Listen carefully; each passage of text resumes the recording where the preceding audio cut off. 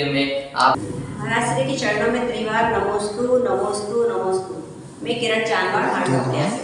महाराज श्री, मेरा प्रश्न है कि धर्म कार्य के लिए निमित्त बनाना पड़ता है या अपने आप बन जाते हैं? उसी प्रकार व्यवहार में भी निमित्त बनते हैं या कार्य की सिद्धि के लिए बनाने पड़ते हैं? नमोस्तु महाराज श्री। संसारिक प्राणी की बड़ी विडंबना है।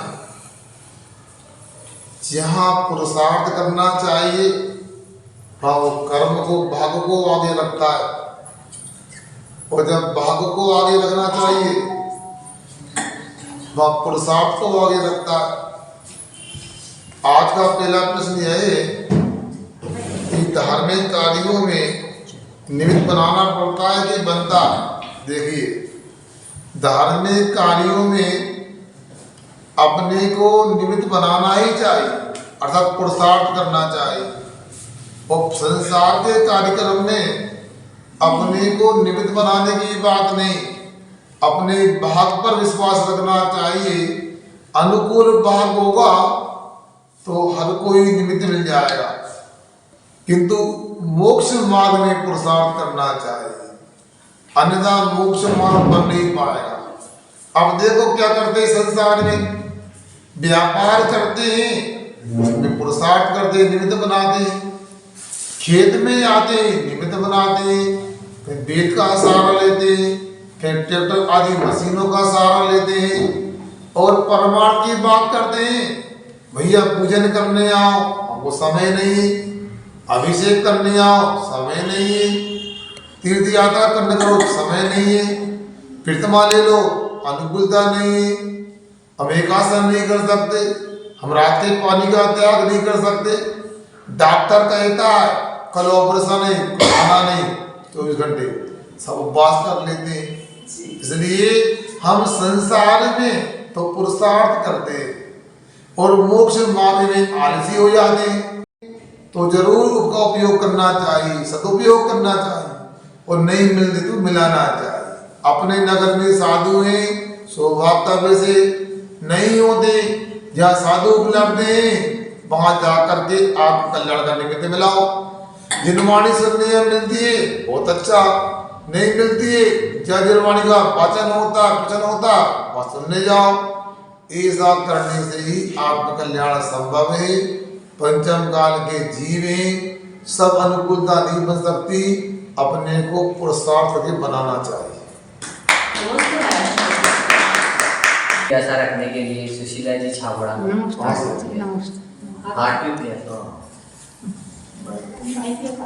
गुरु जी के चरणों में कोटि कोटि नमन। मेरा नाम श्रीमती सुशीला छाबड़ा है। गुरु जी, मेरी जिज्ञासा है कि कसाय और क्रोध में क्या अंतर है, और इन दोनों का फल अलग अलग होता है या एक सा होता है? और दूसरा प्रश्न मेरा यह है कि हम या मैं अणुव्रत धारण नहीं कर सकूं, अणुव्रत धारण नहीं कर सकूं, तो फिर ऐसा कौन सा कार्य है जिससे सद्गति की प्राप्ति हो? और अणुव्रत धारण में कौन कौन से नियम आते हैं? आप मेरी जिज्ञासा का समाधान कीजिए। नमस्ते महाराज जी, नमस्ते महाराज जी, नमस्ते महाराज। दादी ने लंबी सूची दे दी हमारे। प्रथम प्रश्न पूछा कि कसाय और क्रोध में क्या अंतर होता है। हम आपको बता दें, क्रोध भी एक कसाय होती है। कसाय के 4 भेद होते हैं, क्रोध, मान, माया और लोभ। कसाय किसे कहते हैं, इसको समझो। या आत्मनः कसति स कसाया, जो आत्मा को कसती है वो कसाय कहलाती है। मतलब आत्मा को जो कष्ट देती है वो कसाय कहलाती है। कसाय 4 प्रकार की मुख्य रूप से होती है, क्रोध, मान, माया और लोभ। क्रोध कसाय तो व्यक्त हो जाती है, और हर व्यक्ति क्रोध को बुरा कहता है, किंतु क्रोध तो बुरा है, किंतु क्रोध के ही समान माया कसाय भी बुरी है, लोभ कसाय भी बुरी है, प्रमान कसाय भी बुरी है। चारों कसाई आत्मा को दुख देने वाली है। आज तक आत्मा को संसार में यदि किसी ने दुखी किया है, उसमें मूल में यदि किसी का हाथ है तो वो कसाय परिणाम का हाल है। दादी ने दूसरा प्रश्न पूछा है कि हम अणुव्रत धारण नहीं कर सकते तो सदगति हो, ऐसा क्या करें? देखो, जैन धर्म में बहुत सारे ऐसे उदाहरण हैं। यहाँ कमजोर से कमजोर व्यक्ति, पापी से पापी व्यक्ति भी परमात्मा के पद को प्राप्त हुआ है। प्रातः काल हमने अंजर चोर की चर्चा आपसे की थी। कहाँ तो वो चोर था, व्यसनी था, और कहाँ वो मुनि बन के सिद्ध पद को प्राप्त हो गया। अब मैं कहता हूं, सामर्थ्य तो अपने को भी सकल संयम को प्राप्त करना चाहिए। सही मायने में मूछ वालों की तो सही तारीफ तब होगी जब सकल संयम को धारण करेंगे। अन्यथा अणुवृत्तों को तो पूछ वाले भी धारण कर लेते, या अणुवृत्तों को पशु गति के दी जो पूछ होती वो भी धारण कर लेते।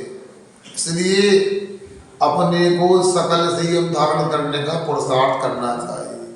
तो यदि मान लो नहीं हो सकता तो देह संयम धारण करने के लिए अणुवृत्तों को धारण करना चाहिए। यदि अणुवृत्त धारण करने की भी क्षमता नहीं तो अपनी शक्ति को नहीं छिपाते हुए यथायोग रात के पानी का त्याग, अपने क्षेत्र की आजीवन विधिवत रूप सीमा का पालन, संकल्प, भोग परिमाण आदि करके, सामायिक आदि में अपना यथायोग पुरुषार्थ करके अपने जीवन के क्षणों को यथा संभव सफल बनाना चाहिए। और कुछ भी नहीं बनता है तो आचार्य कहते सच्चे देव शास्त्र गुरु का श्रद्धान करो, निसंगत आदि 8 अंगों का पालन करो, संगादि 25 दोषों को दूर करो। इतना कर लोगे तो अंदर में यदि अनंतानुबंधी कसाय और मिथ्या का अभाव हो गया और हमारा असीम सम्य दृष्टि को स्थान हो गया तो पक्का है, सिद्धांत ग्रंथों में कहा है आचार्यों ने, तीर्थंकर भगवंतों ने, तो हमारी कभी भी नरक आयु की वह स्थिति नहीं बनेगी, नरक आयु का बंध नहीं होगा, त्रंच आयु का बंध नहीं होगा। और हम मनुष्य गति के लोग हैं, इसलिए हमें मनुष्य आयु का भी आश्रम बंध नहीं होगा। यदि कोई आयु का बंध होगा तो देव आयु का आश्रम बंध होगा, और देव आयु में भी कल्पवासी देवों में हमें उत्पन्न होने का संयोग प्राप्त होगा, जहाँ तत्व चर्चा पूर्व चर्चा के माध्यम से ऐसी भूमिका तैयार हो जाएगी, तीसरे भाव में भी हमको मोक्ष की प्राप्ति हो सकती है। गुरुजी, कि श्रावक का भी एक पाठ्यक्रम होता अथवा मोक्ष मार्ग का पाठ्यक्रम होता। विस्तार से बताऊंगा तो ज्यादा समय हो जाएगा, फिर भी जिसे आप लोग जानते हैं लौकिक क्षेत्र में विद्यालय आदि का अपना पाठ्यक्रम सिलेबस होता। आंगनवाड़ी, कच्ची पेली, पक्की पेली, फिर 12 कक्षा होती है। बेसाई, रोज मंदिर जाना, एक आंगनवाड़ी में प्ले नर्सरी, सप्तविशन का त्याग करना, एक KG1 शिशु आय, 8 मूलों को धारण करना, संभालो बच्चे को, तो 8 मूलों को धारण करना।